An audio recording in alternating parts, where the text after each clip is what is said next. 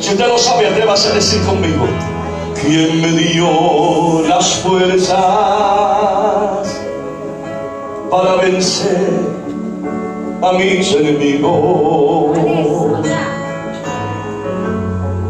¿Y quién extendió su mano cuando creí estar hundido? ¿A quién iré, Señor, sino a ti? Porque tú nunca me has rechazado.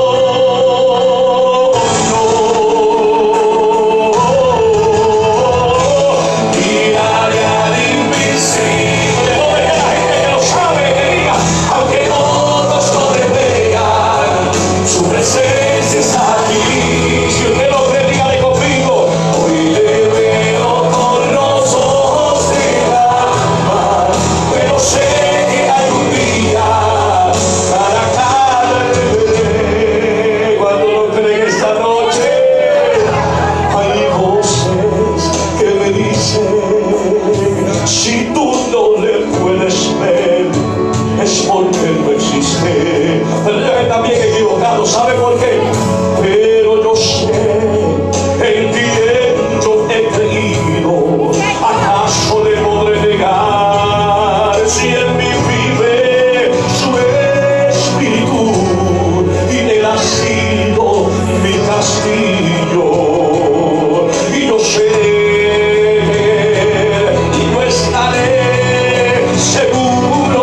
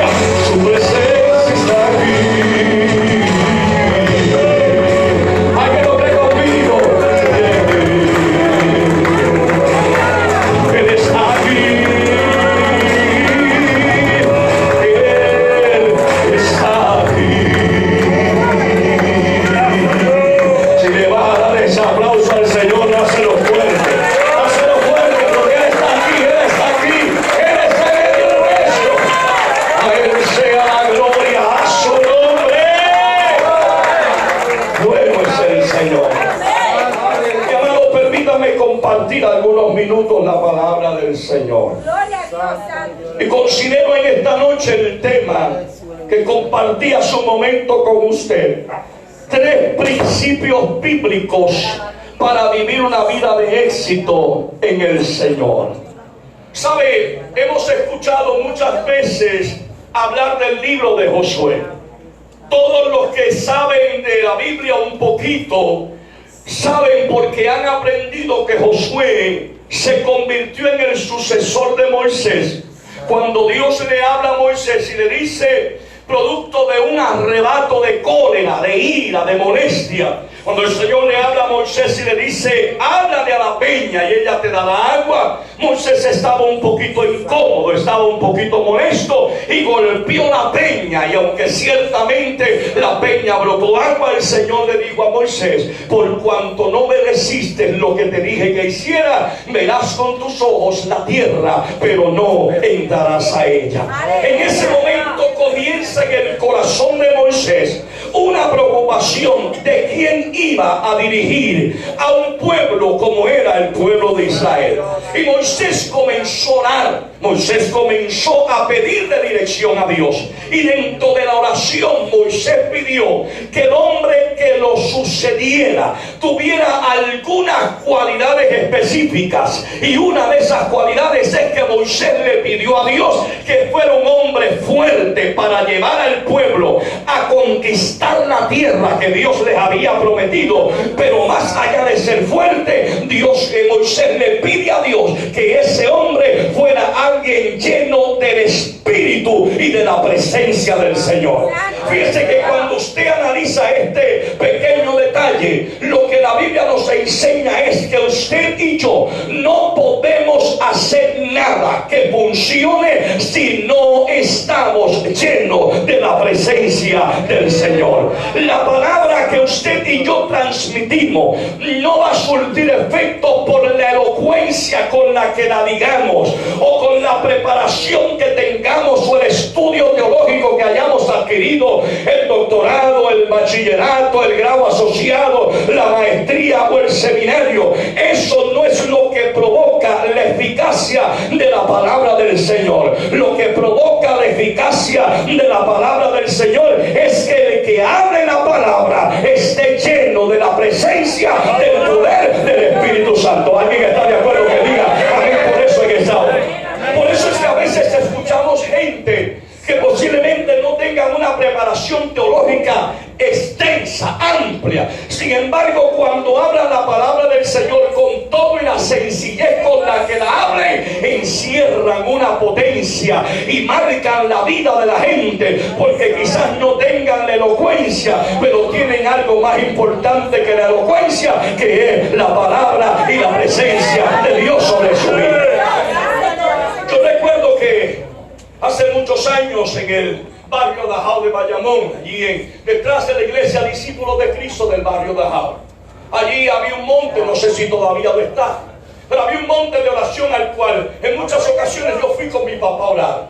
Ese monte iba mucha gente allí a orar, e inclusive ministerios que en aquel momento eran ministerios reconocidos, sacaban su momento de retiro para llegar allí al monte en el barrio Dajao de Bayamón. Pero ese monte, el dueño del terreno, del local, era un ancianito que se llamaba el hermano Chago.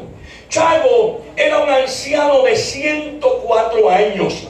Él tenía aquel lugar separado para que la gente buscara la presencia de Dios. Pero había una peculiaridad en la vida de Chago, y es que el hermano Chaguito siempre puntualmente, no importara quién estuviera en el monte, fuera reconocido o no fuera reconocido, el hermano Chago a las 12 del mediodía tomaba una botellita de aceite y subía al monte. Cuando él llegaba arriba, había que detener todo lo que se estuviera haciendo, porque él llegaba no para sentarse allí, él llegaba porque llevaba una encomienda de orar por todo el que estuviera allí orando. Así que él tomaba su botellita de aceite, se paraba encima de la piedra donde se utilizaba para el púlpito o para el atril, e inmediatamente decía: abran la Biblia en el capítulo tal, verso tal, del libro tal, y todos abríamos la Biblia. La peculiaridad del caso era que Chago nunca abría una Biblia.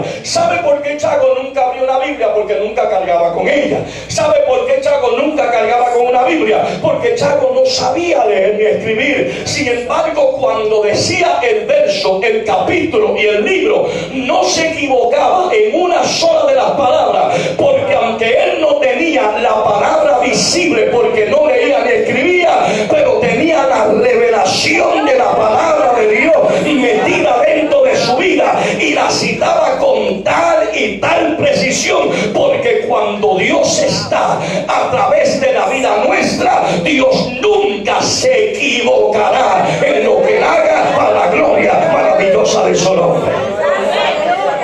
En medio de una celebración como la que tenemos en el día de hoy, y el mes de septiembre es un mes muy peculiar, porque el mes de septiembre la mayoría de las iglesias toman el mes de septiembre para celebrar el mes de la Biblia, el día de la Biblia, la campaña de educación como le está haciendo usted. Y a veces la gente se pregunta, ¿por qué las iglesias toman el mes de septiembre para hacer esta festividad o para hacer este tipo de actividad? Y a veces ignoramos qué es lo que viene detrás de todo lo que celebramos. Y en este caso a veces ignoramos por qué nuestras iglesias, la mayoría de ellas, toman el mes de septiembre para celebrar el mes de la Biblia. Déjenme hablarle un poquito de historia, porque dije que iba a traer un sermón educativo. Esta iniciativa de celebrar como septiembre el mes de la Biblia es una iniciativa que nace de las sociedades bíblicas.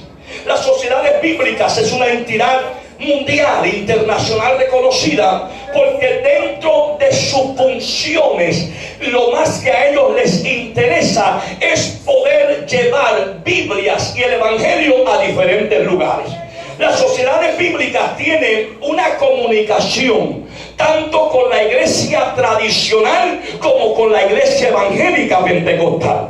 Así que no solamente la iglesia evangélica, la iglesia cristiana celebra septiembre como el mes de la Biblia, sino que aún la iglesia tradicional toma el mes de septiembre para celebrar su mes de la Biblia. Claro, la iglesia tradicional toma el 30 de septiembre como el Día Nacional de la Biblia dentro de lo que es su ideología, porque ese es el día que uno de sus santos, y fíjese que dije uno de sus santos, porque el único santo es el que nosotros tenemos, el que servimos, que se llama Jesucristo. Alguien aquí que diga amén. Pero ellos dicen que uno de sus santos, llamado San Jerónimo, era un hombre dedicado al estudio de la palabra y se encargó, mientras estudiaba, de traducir la Biblia al latín. Así que la iglesia tradicional toma el 30 de septiembre para celebrar su día de la Biblia. Ahora, dentro de la iglesia cristiana, evangélica, pentecostal, el día separado es el 26 de septiembre, desde el año 1569. Y usted dirá, ¿por qué esa fecha? Bueno, para esa fecha del 26 de septiembre del año 1569 se terminó de imprimir la primera Biblia, que fue traducida por alguien que usted conoce muy bien el nombre, que se llama Casiodoro de Reina. Esta Biblia se llamaba la Biblia del Oso. ¿Alguien ha escuchado ese nombre? Gracias. Y no es porque la Biblia tuviera una carpeta en forma de oso, es porque en la portada de la Biblia había un oso comiendo miel. Así que la manera más fácil de la gente identificarse con esta Biblia es que la gente preguntaba, ¿dónde está la Biblia del oso? Pero en medio de esa travesía, esa traducción fue ampliándose, porque entonces surge una unión entre Casiodoro de Reina y Cipriano de Varela, y de ahí es que sale la versión que usted y yo cargamos mayormente, que es la Reina Valera, en específico la 1960.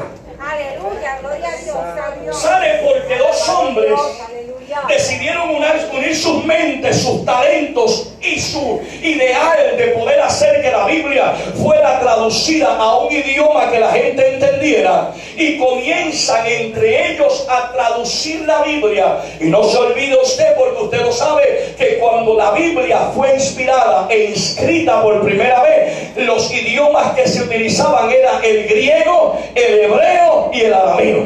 Santo Jesús, aleluya. Vive Dios, santo. Esto nosotros se pone mucho amén, pero síganme. La Biblia, cuando empieza, es traducida en esos primeros idiomas, o es establecida en el hebreo, en el griego y en el arameo. Voy a decir algo bien sencillo para que nos vayamos contentos ya mismo.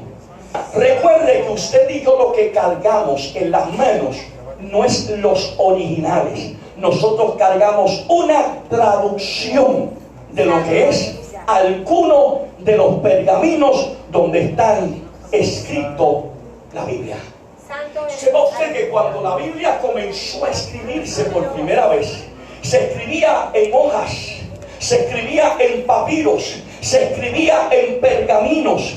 Y no es hasta el siglo XIII y el siglo XVI que la Biblia comienza a dividirse en capítulos para el siglo XIII y en versículos para el siglo XVI, porque hubieron unos hombres que tuvieron la revelación o la idea de simplificarle a usted y a mí el poder buscar la Biblia, y entonces ellos tomaron la iniciativa de tomar de esos pergaminos, de esos papiros, empiezan a tomar algunos de ellos para traducir la Biblia de lo que era el hebreo, de lo que era el arameo, de lo que era el griego, y luego más tarde el latín, empiezan a traducirla en diferentes idiomas, y la Biblia hasta el día de hoy ha sido traducida a más de 450 lenguas de manera completa y a más de 2000 de manera parcial, porque la Biblia es el libro más grande que existe sobre todo el globo terráqueo, para la gloria maravillosa de Jesucristo. Cuando usted mira la Biblia, y llévese estos datos para que usted los tenga por ahí guardados. Cuando usted mira la Biblia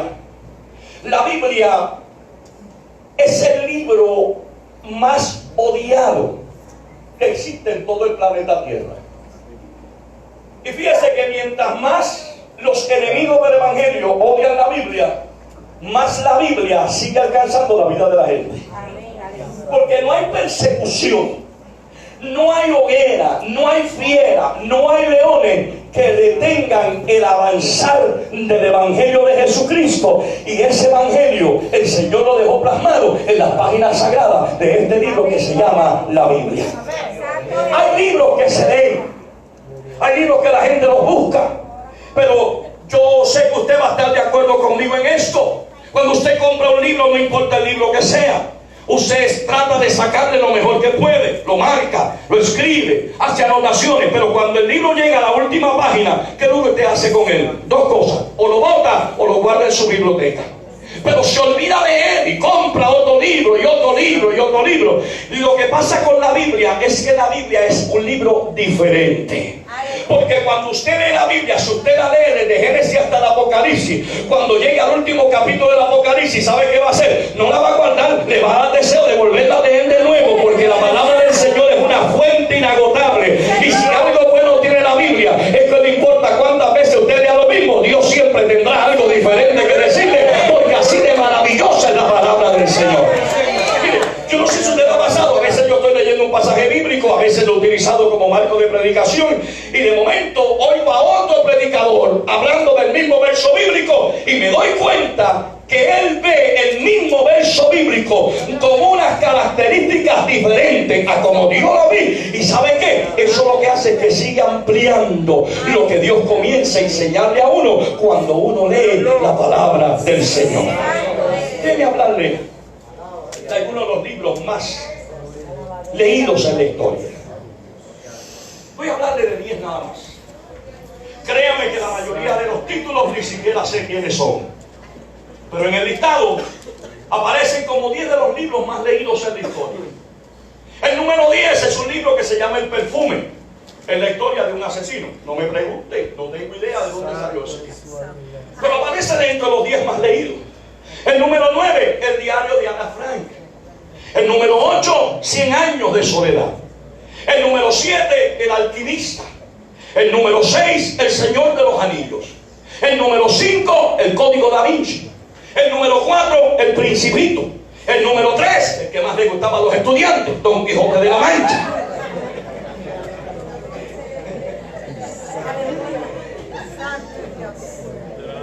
Me sorprendió porque la última vez que yo revisé el listado de los libros más leídos, Don Quijote aparecía en la segunda posición, pero alguien lo bajó.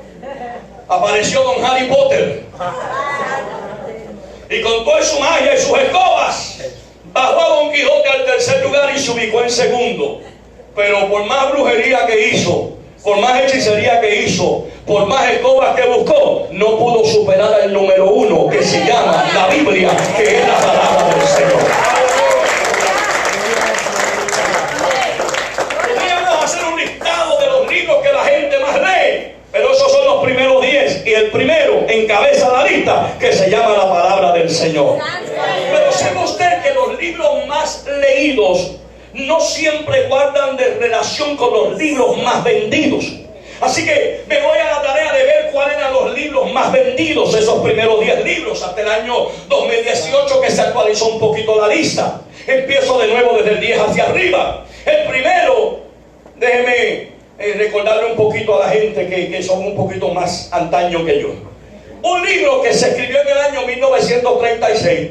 Se sacó una película de él en blanco y negro. Cuando llegó la tecnología la hicieron a color para que la gente se acordara. Ese libro se llamaba Lo que el viento se llevó. ¿Hay alguien que se acuerda? Gone with the Wind. Ese libro desde su inicio ha vendido sobre 33 millones de copias. El número 9 fue esta saga de Crepúsculo. Y Crepúsculo ha vendido sobre 50 millones de copias. El número 8, El Alquimista, con 140 millones. Número 7, El Señor de los Anillos, con 150 millones de copias. Número 6, El Perfume, con 153 millones de copias. Número 5, El Código Da Vinci, con sobre 200 millones de copias. Número 4, Harry Potter, con 500 millones de copias, al igual que su contrincante cerquita, Don Quijote de la Mancha, con 500 millones de copias. Número 2, Las citas de Mao Zedong. ¿Usted conoce a ese señor? Mao Zedong era un líder chino, un izquierdista, rebelde, todo lo malo que usted puede imaginar. Pero dejó unas frases que las plasmaron en un libro que se llama también conocido como el Libro Rojo. Y los chinos veneran mucho a este hombre, y aun cuando ya no existe, lo siguen siguiendo a través de sus escritos, al nivel de que sus libros han vendido sobre 820 millones de copias. Está en el segundo lugar.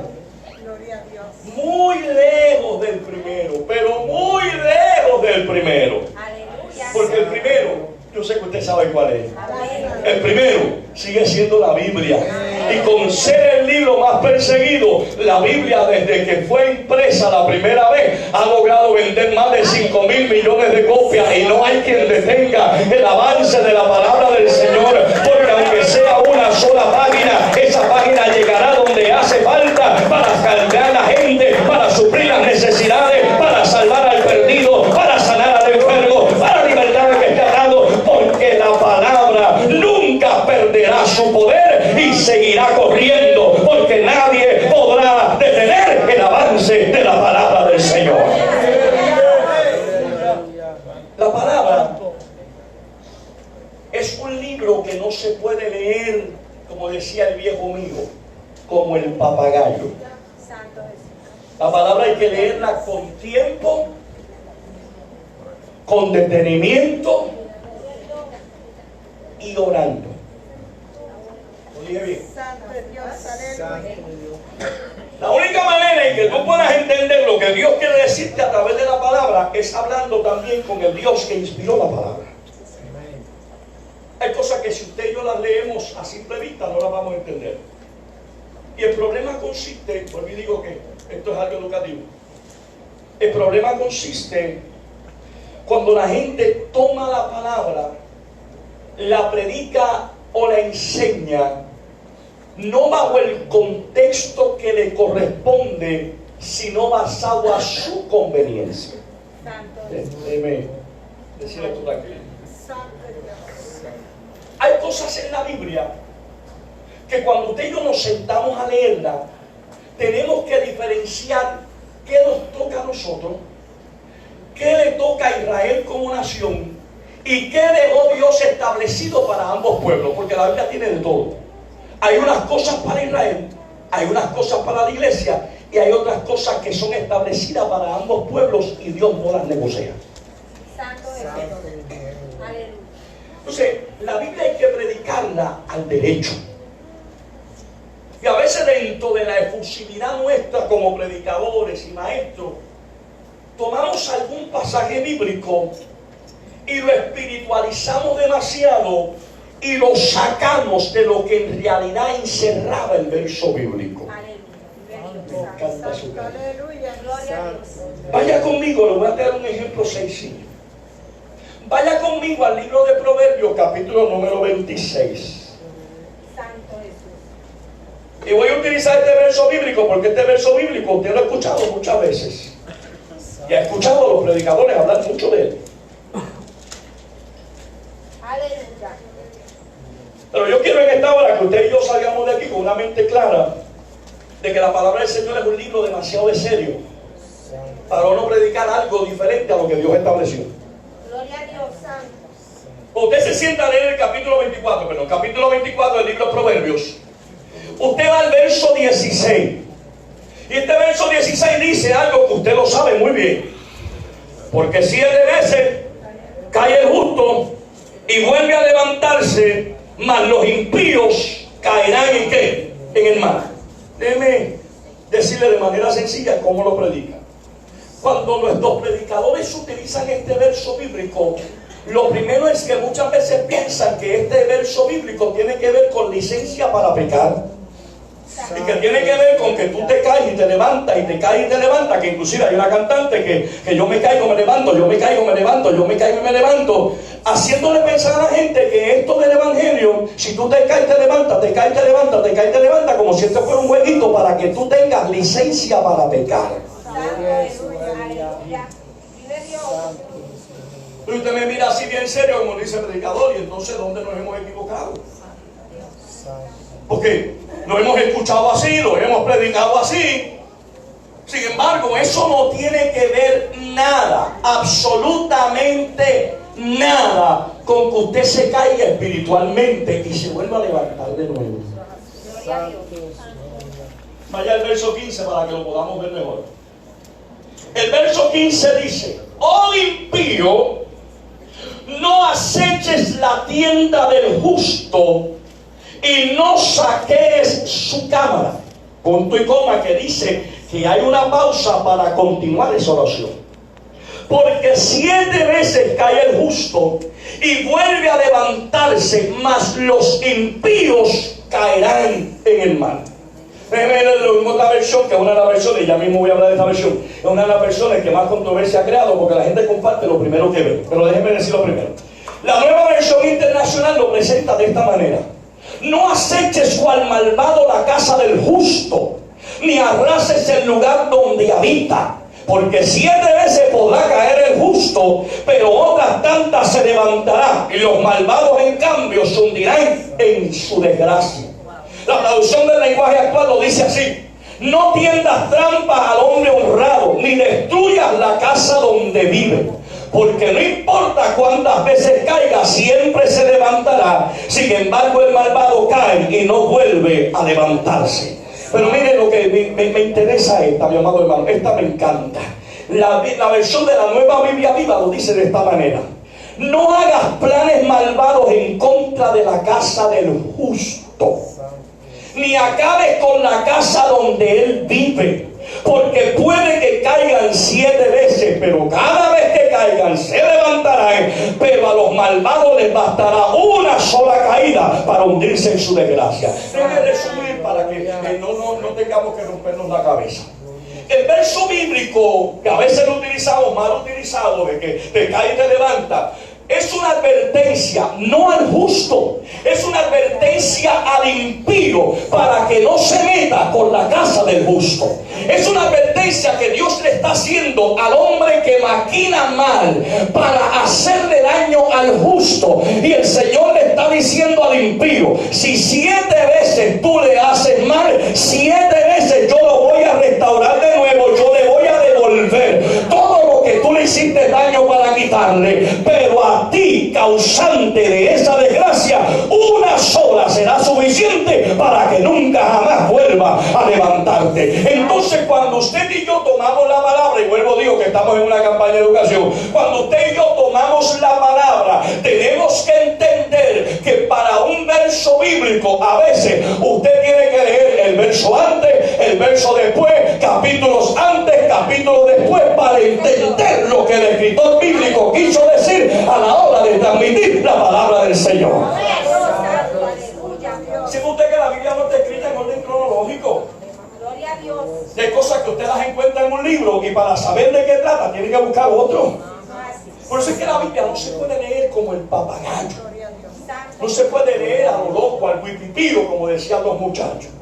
Esa era precisamente la exhortación que traía Josué, Dios a Josué, cuando le decía a Josué: si tú quieres tener éxito en tu vida, tienes que hacer 3 cosas que son de suma importancia. Y esas 3 cosas son las que yo te voy a dejar establecido.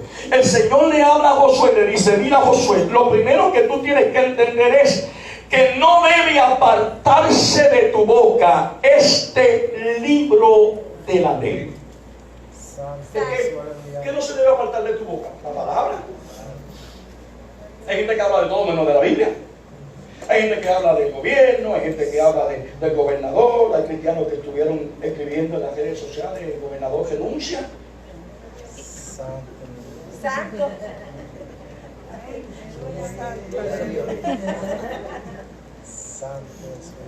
Yo no te llamo a eso. Aleluya. Porque si fuéramos a buscar cosas escondidas, que mucha gente le reconoció al gobernador, todos nosotros en algún lado tenemos algo escondido. Gloria a Dios. Y a fin de cuentas, Dios lo que nos llamó fue a orar por nuestros Sí, gobernantes. Señor. Aleluya. No unirme, porque yo no resuelvo nada uniéndome. Y puede ser que me caigan chinchas en la cabeza ahora con lo que estoy diciendo, porque yo me ato con mis palabras. Dios como iglesia te llamó a orar Gloria a Dios. y dejar las cosas en las manos de Dios, porque Él sabe cómo resolverlas. Pero cuando nos desenfocamos del libro, comenzamos a hacer todo lo contrario a lo que el libro especifica. Gloria a Dios. Y fíjate que antes de que llegara el verso 9 del libro de Josué, que todo el mundo lo cita: mira que te mando que te esfuerces y seas valiente. Antes de que el Señor le dijera: te mando que te esfuerces y seas valiente, el Señor le dice: para que tú te puedas esforzar, para que tú puedas ser valiente, tienes que acordarte de las palabras que mi siervo Moisés te enseñó, de esa ley que aprendiste. Y lo primero que tienes que hacer es que tienes que tenerla en tu boca. Que todo lo que salga de tu boca sea Dios. Que todo lo que salga de tu boca sea adoración. Que todo lo que salga de tu boca sea culto. Que todo lo que salga de tu boca hable de lo que es Dios en tu vida y a través de tu vida. Santo es el Señor. El Señor nos está invitando a que nosotros entendamos que esta palabra no ha pasado de moda. Que la gente necesita escuchar que en medio de un mundo en crisis hay una esperanza, y esa esperanza solamente se encuentra a través de la palabra maravillosa de Jesucristo. Pero si yo guardo la palabra, si yo escondo la palabra, si yo me olvido que la palabra un día me alcanzó a mí. Gloria a Yo Dios. decía en esta mañana mientras ministraba que muchos de los milagros que Cristo hizo en su ministerio fueron producto de alguien que había recibido un milagro primero y no se quedó callado, sino que comentó lo que Cristo había hecho en su vida. Gloria a Dios. Cuando usted mira, el Señor cada vez que hacía algo con la gente, Él no nos mandaba a un seminario, Él no nos mandaba a estudiar en la Universidad Teológica. ¿Sabe qué era lo que Él hacía? Cada vez que Cristo hacía algo en la vida de alguien, le decía: ve y cuéntale a otros cuán grandes cosas ha hecho el Señor contigo. Aleluya. El problema es que nosotros parece que necesitamos un testimonio, óigame, no sé cómo llamarle. Porque hay gente que dice: no, es que yo no tengo nada que decir, porque es que yo no vendía droga, yo no estaba en el narcotráfico, yo no bebía ron y cerveza hasta más no poder. Es que eso no es importante. Eso no es importante, mi amado hermano. Gloria a Dios. ¿Cuántas veces el Señor te ha sanado el día que tú oraste por ti mismo sin ir a un médico? Santo. Aleluya. Sin beberte la Panadol y la Tinedol. Gloria a Dios. Testifícalo. Tú no sabes si eso le va a aumentar la fe a alguien, y alguien va a decir: si el hermano o la hermana lo hizo, yo me voy a poner las manos encima. Padre, sáname, porque por tu llaga yo he sido curado. Y lo creo y eres sano, porque lo que tú necesitas es decirle a otros lo que el Señor ha hecho en tu vida. El problema que yo tengo es que a veces yo oigo testimonio y yo me deleito con la gente que testifica. Sea, mi amado hermano, sepa usted que yo me deleito con la gente que testifica. Y a mí me gusta escuchar cuando Dios cambia la vida de la gente. Aleluya. Pero sepa usted Sepa usted que uno de los testimonios más grandes en la vida de un ser humano no se dice en un culto. Gloria a Dios. Santo. Sepa usted que uno de los testimonios más grandes en la vida de la gente es de los pocos que se dicen a la hora de testificar. Y usted me dirá, predicador, ¿y cuál es ese? Que el Señor te haya permitido nacer, criarte en el Evangelio y permanecer en el Evangelio, y la gente ve eso como cualquier bobería. Santo Jesús. Aleluya. Vive Dios. Sin embargo, es el testimonio más grande que tú puedes decir. Porque lo que estás diciendo no es que eres mejor que lo que el Señor sacó de la calle. Lo que tú estás diciendo es que aún contra toda lucha, contra toda tempestad, contra todo momento difícil, todavía tú estás ahí de pie, sirviendo y adorando el nombre maravilloso de Jesucristo. Pero a veces a mí me preocupa cuando yo oigo gente testificar, porque a veces yo oigo gente testificar que a mí me da pánico. Porque cuando yo los oigo y los veo testificar, me doy cuenta como que están reviviendo lo que eran. Y no solamente reviviendo lo que eran, disfrutando lo que hacían. Santo Jesús. Y a mí me preocupa esa parte. Santo Jesús. Porque yo creo que Dios cambia la vida de la gente.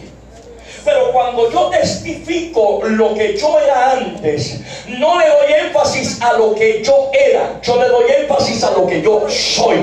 Porque de modo que si alguno está en Cristo, nueva criatura es. Las cosas viejas que pasaron y todas son hechas nuevas. Sí, yo le voy a decir a la gente de donde Dios me sacó, pero lo más énfasis que le voy a decir es lo que Dios hizo a través de mí, a través de su palabra. Cómo me alcanzó, cómo su misericordia llegó a mi vida, cómo me perdonó, cómo me llenó de su amor, cómo me llenó de su gracia. Y lo único que Dios quiere que yo haga cuando Él alcance mi vida es que ese mismo amor y esa misma misericordia que Él tuvo un día para conmigo, yo también se la transmita a otro, teniendo su palabra en mi boca y diciendo, como decía el himnólogo de la antigüedad, el nombre de Jesús es dulce y no hay nadie como Él, porque siempre la palabra debe estar en nuestra boca. Alguien puede bendecir y adorar al Rey en esa hora. Porque la palabra tiene que estar en nuestra boca. La palabra tiene que estar en nuestra boca, porque la palabra debe ser el tema principal de todo cristiano. La palabra es más importante que el periódico, más importante que la revista. La palabra es más importante que los problemas que podamos tener en la congregación, porque en toda congregación hay problemas. Pero la gente no quiere escuchar los problemas que hay. La gente quiere escuchar que en la casa de Dios hay bendición y que todavía Dios sigue moviéndose en su casa. La palabra debe ser el tema principal de todo creyente. La gente tiene que entender que Dios es el personaje principal de la Biblia, desde Génesis hasta Apocalipsis. La gente tiene que entender que cuando tú tienes la palabra en tu boca, la gente sabrá que a través de la palabra encontrarán respuesta a todas sus preguntas. ¿Por qué es necesario tener la palabra en nuestra boca? Porque Dios debe ser siempre el plato principal de nuestra conversación. Vive Dios, santo. Amén. Santo, aleluya. Ese uno habla con gente que en toda la conversación lo menos que mencionaron fue a Dios en el asunto. Santo Jesús. Sin embargo, el escritor bíblico está diciendo que cuando tú tienes la palabra en la boca, tú estás diciendo que Dios es tu tema de conversación principal. Tenemos que hacer esa palabra nuestra, porque debemos conocer bien la palabra. Porque para poder hablarle a otros necesitamos conocer esta palabra. Así que lo primero que el Señor le exhorta a Josué es que nunca se aparte de tu boca este libro de la ley. Segundo, ¿qué vas a hacer? Vas a meditar en él de día y de noche. Decía el salmista en el Salmo número 1, que será como árbol plantado junto a corrientes de agua, que da su fruto a su tiempo y su hoja no cae, y todo lo que hace prosperará. ¿Por qué? Porque medita en la palabra. porque la tiene en su pensamiento. Y a mí me encanta porque cuando yo buscaba un poquito más a profundidad esta palabra meditar, a mí me encantó porque cuando usted busca en el original esta palabra, la relacionan con algo que hacen las vacas o los animales que comen pasto. ¿Cómo se llama ese proceso? Rumiar. ¿Hay alguien de campo aquí? Santo Me dejaron solo. Cuando usted estaba en el campo, mis abuelos eran de campo, así que yo de vez en cuando vi un par de cositas. Y una de las cosas que a mí me impactaba la vaca, porque yo no sabía nada de eso, es que la vaca cogía una bola de pasto en la boca y mascaba, y mascaba, y mascaba, y hacía una bola aquí, y la movía para acá, y la movía para aquí, y la movía para acá, y de momento se la tragaba, y uno decía, se acabó. Pero ¿sabe qué hacía? La sacaba de nuevo, y volvía a mascar aquí, y mascaba allá, y mascaba aquí.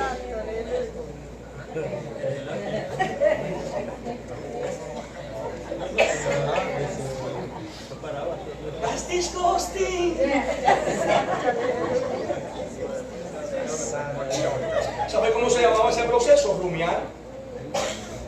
¿Qué era lo que hacía la vaca o el animal que comía pasto? Pero estoy identificándome con la vaca porque quiero llegar a una parte importante. La vaca lo que hacía era extrayéndole hasta el último nutriente que tuviera el pasto. Y después que se lo había sacado todo, lo escupía. Porque ya se lo había disfrutado. Y eso es lo que significa meditar. Que cuando tú tengas la palabra en tu boca, mastícala, mastícala, mastícala, ponlo en una esquina, ponle la otra, pero sácale hasta el último extracto, sácale hasta lo último que Dios quiere enseñarte, sácale hasta lo último que Dios quiera decirte. Y tengo que decirte una noticia que esta noche que espero que te guste, porque a mí me encanta. A veces lo que Dios quiere que decirte no te gusta, pero es lo que te conviene. A veces lo que Dios quiere que decirte no te agrada, pero es lo que te alcanza para que te interese. A veces lo que Dios te dice no suena bien, pero es lo que te garantiza un día llegar al cielo. Así que medita en ella, mastícala, sácala hasta lo último que quede, porque la palabra es viva, es eficaz y más cortante que espada de doble filo. A quien puede bendecir al Rey en esta hora. Cuando tú meditas en la palabra, te concentras en ella. Aleluya. Óigame, cuando tú empiezas a meditar en este libro, te das cuenta que no hay otro libro más importante que este. Hay gente que tiene tiempo para leer. Mire, hay gente que yo los admiro. Yo confieso, mi amado hermano, que yo soy malo para la lectura. Nunca me ha gustado. Hasta que llegamos aquí. Santo Jesús. Esto es diferente. Pero yo confieso que yo soy malo para la lectura. ¿Sabe por qué yo tengo que leer? Porque como predicador tengo que hacerlo. Porque aunque Dios me dé una palabra y aunque Dios me revele unas cosas, hay otras cosas que yo las tengo que buscar y tengo que estudiarlas. Y eso me obliga a leer. Porque al que no le guste leer y no quiera sacrificarse para hacerlo, no debe ni predicar ni enseñar. Santo. Amén. Aleluya. Porque esto no es algo como que yo leí la noticia del Nuevo Día y vine y la recité ahí. No, mi amado hermano. Cuando tú estás hablando de la palabra, tú le sacas el extracto y te concentras en la palabra. El salmista decía, voy a meditar en tus preceptos y voy a considerar tus caminos. Cuando tú meditas en la palabra, tú comprendes la palabra. Porque el salmista decía, hazme entender el camino de tus preceptos y meditaré en tus maravillas. Cuando tú meditas en la palabra, tú las recuerdas. Santo Y en medio de tu peor crisis, en medio de tu peor tormenta, esa palabra que tú le has sacado el extracto es la que te va a mantener de pie. Gloria a Dios. Porque esa palabra te hace recordar. El salmista decía, yo recuerdo de esos momentos cuando fui con el pueblo a la casa del Señor, en medio de adoración, de júbilo y de fiesta. Esa palabra, el Señor te dice que medites en ella, porque a través de meditar en ella, tú adoras al Señor. Santo, aleluya. Por eso es que el salmista decía, sino que en la ley de Jehová está su Delicia, óigame, y esa palabra delicia es cuando algo te gusta, te fascina. Miren, déjeme ponerlo y lo voy a decir yo lo voy a decir, más nadie lo puede decir. Yo me deleito cada vez que veo a mi esposa porque a mí mi esposa me gusta. Si usted le pregunta a cualquier caballero de la iglesia, se supone que diga lo mismo. No de la mía, de la suya.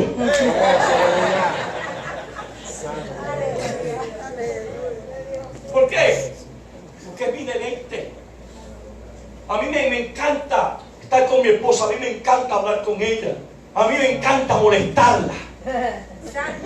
A mí me encanta cuando ella me dice, Alex, ya está bueno. Y ahí es cuando empiezo. Es mi deleite. Santo Jesús. Yo me deleito cada vez que Dios me da la bendición de apagar la luz del cuarto y decirle a mi esposa con un beso, te amo, nos vemos mañana. Santo Jesús, aleluya. Si eso yo me deleito con mi esposa, ¿cuánto más me debo deleitar yo con la palabra de Dios? Señor, aleluya. Y que tú tienes que amar la palabra como si fuera el único libro que existiera. Tú tienes que amar esta palabra.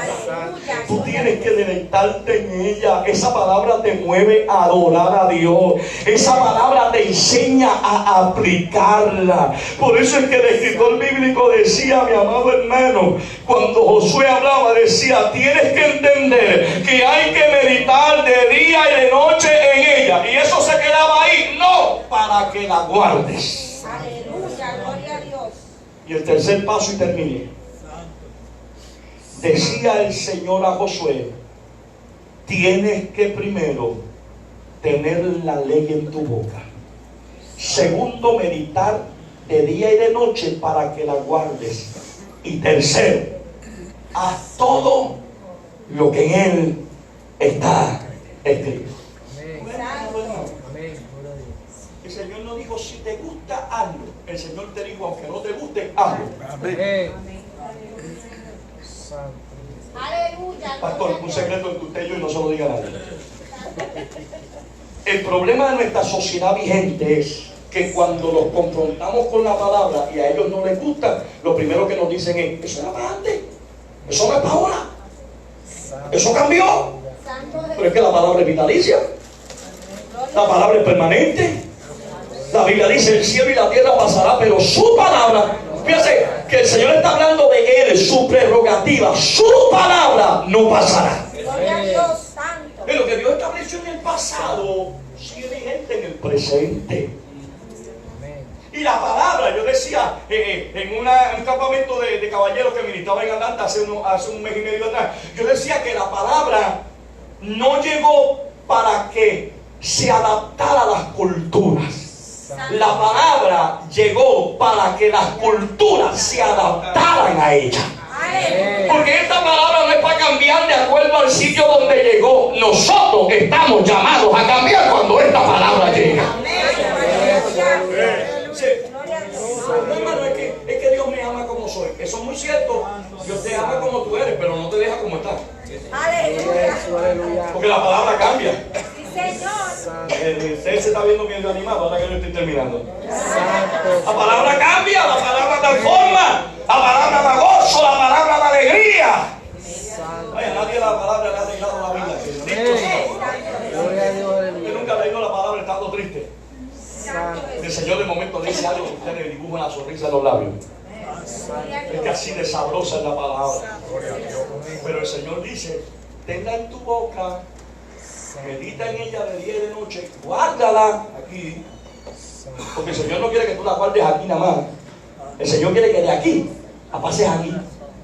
Porque aquí se olvida, aquí permanece. Pero te dice, haz lo que en ella está escrito. Gloria a Dios, santo. ¿Por qué hay que guardar y hacer lo que dice la palabra? Me ayuda el Señor, que ahora llega la parte complicada. Porque cuando tú guardas y haces lo que dice la palabra, te cuidas de no pecar contra Dios. El salmista decía: en mi corazón he guardado tus dichos, que es equivalente a tu palabra, para no pecar contra ti. La manera de no pecar es que nosotros valoremos la palabra dentro de nuestro corazón. Es el Señor el que nos dice que a través de la palabra y guardándola y haciéndola, el salmista decía: temblad y no pequéis, y meditad en vuestro corazón estando en vuestra cama y callad. La palabra tiene que guardarse y hacer lo que en ella está establecido, porque eso demuestra obediencia. A mí me encanta este pasaje bíblico. Qué pena que no lo puedo predicar, pero lo voy a rapidito. Josué capítulo 5. Ya Josué está en vía de conquistar a Jericó, tal y como Dios se lo había prometido. Está preparándose para la batalla. Ese capítulo 5, en los versos finales, que del 13 al 15, dice lo siguiente: estando Josué cerca de Jericó, alzó sus ojos y vio un varón que estaba delante de él, el cual tenía una espada desenvainada en su mano. Y Josué, yendo hacia él, le dijo: ¿eres de los nuestros o de nuestros enemigos? Y él le respondió: no, mas como príncipe del ejército de Jehová he venido ahora. Entonces Josué se postró, adoró, preguntó: ¿qué dice mi señor a su siervo? Y el príncipe del ejército de Jehová respondió a Josué: quita el calzado de tus pies, porque el lugar donde estás es santo. Y Josué así lo hizo. Aleluya. Gloria a Dios. Esto es una clase de párvulo 101, como dice mi pastor. ¿Quién estaba hablando con Josué? ¿Un ángel? ¿Un emisario? ¿Un enviado?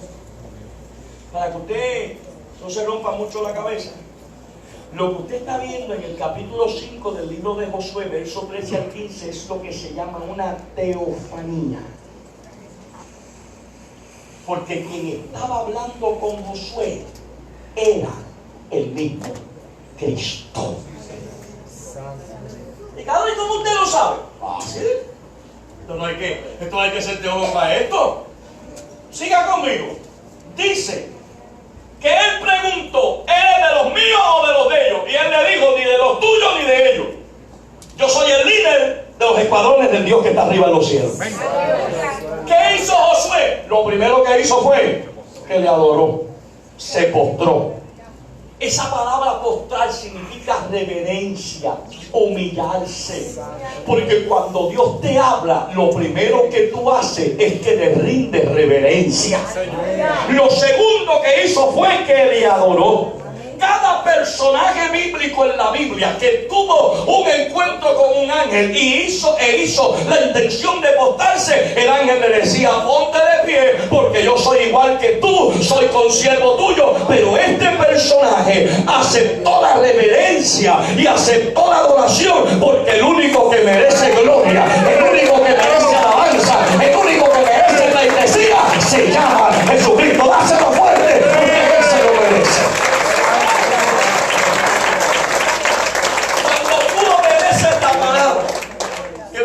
Terminando de decir, cuando tú obedeces la palabra, lo primero es que tú le rindes reverencia.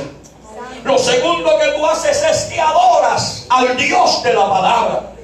Lo tercero que tú haces es que le preguntas: ¿qué tú tienes que decirme? Porque si diste un viaje tan lejos para verme a mí, que soy indigno, algo tienes que decirme. Santo Jesús. Y aunque lo que Dios te diga no te guste, hazle caso que te conviene. Please, somebody in the house that can say amen. Gracias, alguien entendió. En Spanish ahora, alguien en la casa que se atreva a decir amén. Aunque lo que Dios te diga no te guste, obedécelo.